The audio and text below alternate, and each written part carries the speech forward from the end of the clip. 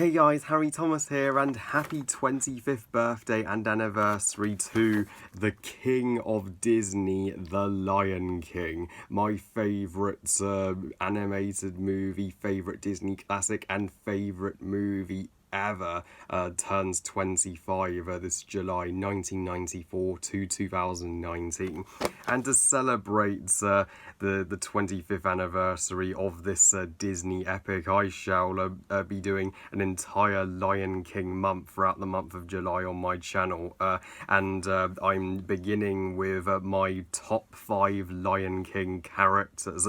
So if you want to know my top 5 favourite Lion King characters, then just keep watching.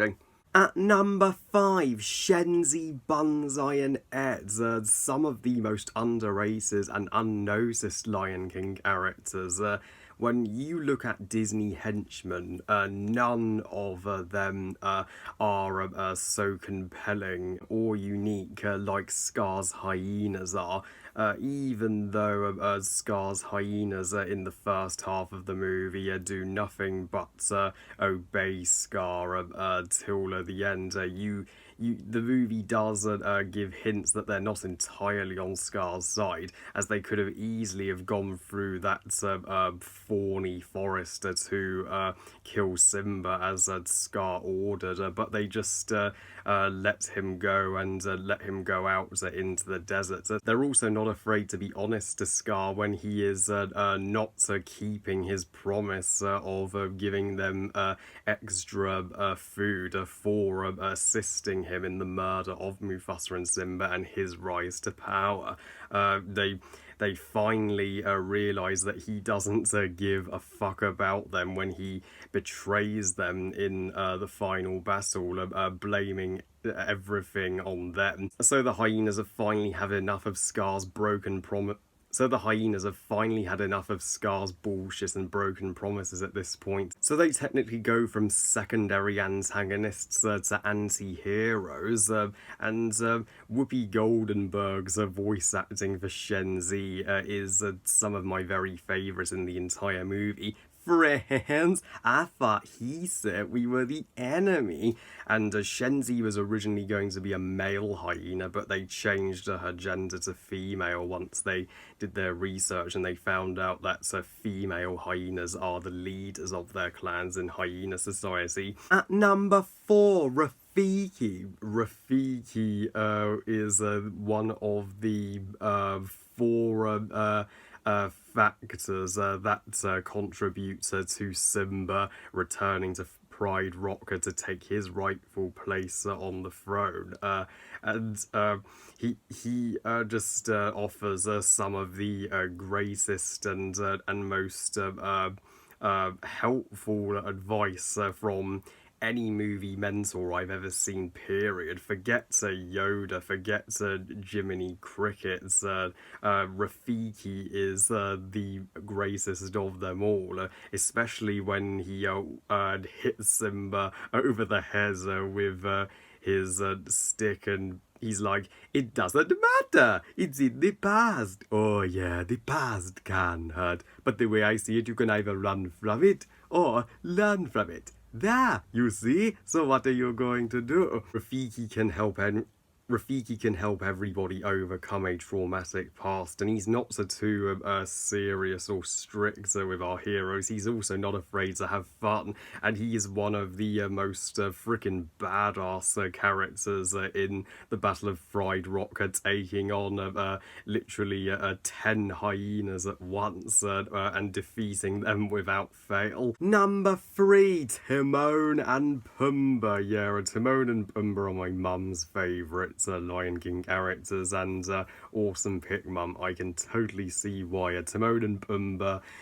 without them, Simba wouldn't have lasted another day out there in the desert. Thankfully, they help cheer Simba up immediately after he's just went through seeing his father murdered right in front of him, and especially as he was cruelly manipulated into thinking it was all his fault when he wasn't. So Simba's like, oh, what's the reason to live anymore, until Timon and Pumbaa come along and lift his spirits with Hakuna Matata. And even though they may not be Simba's family biologically, they felt like a truer family to him, as well as his best pals. And they are so close to Simba that Timon gets super jealous when a Nala comes along, and he's like, that's how it's gonna be, Simba, hoes before bros.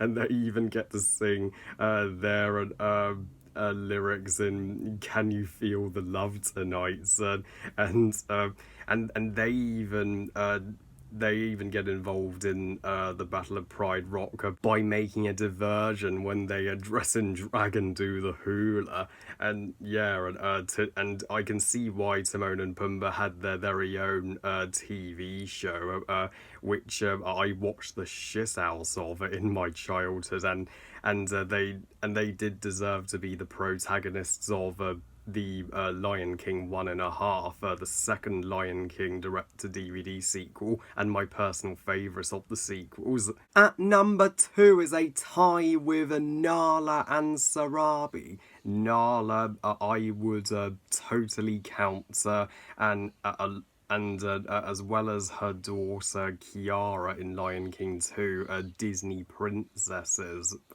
I'm shocked that nobody counts Nala as a Disney princess, because Nala is far more than just Simba's love interest. She's the first in the 4 contributing factors to could change Simba's mind and to knock some sense into him. And her relationship with Simba feels so relatable as to how relationships would be in real life. As kids, Simba and Nala are just friends, and they are extremely put off by the very idea of marriage when Zazu brings it up to them. But after Nala is told that her best friend has been murdered in a wildebeest stampede by Scar, and she unexpectedly reunites with him all these years later, she fears of losing him again. So now she finally is feeling more romantic towards Simba now that she is matures and realizes what love is. Nala is awesome with socializing and making friends with Timon and Pumbaa, even though she was initially going to eat and hunt Pumbaa. That's only because she was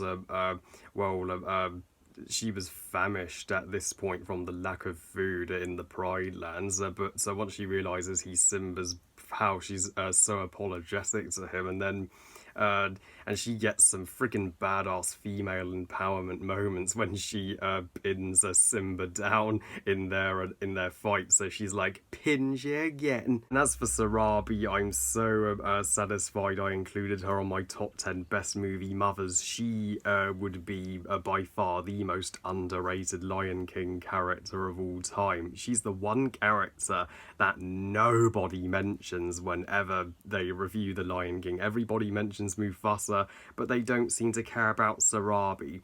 And I don't get that. So I'm in the extreme minority, but I personally like Sarabi better than Mufasa. And Mufasa came close to making my top 5 Lion King characters, as his teachings did help Simba become the responsible king. But why I favour Sarabi as the superior parent to Simba of the two is because even though Sarabi, she may have less screen time than Mufasa, but she was smarter than Mufasa ever was. Mufasa was far too generous to Scar just because Scar was his brother, whereas Sarabi saw right through Scar. especially in her moment when she stands up to him after he flat out refuses to leave Pride Rock in search of more food. She's like, he may be my brother-in-law, but he's still a dick.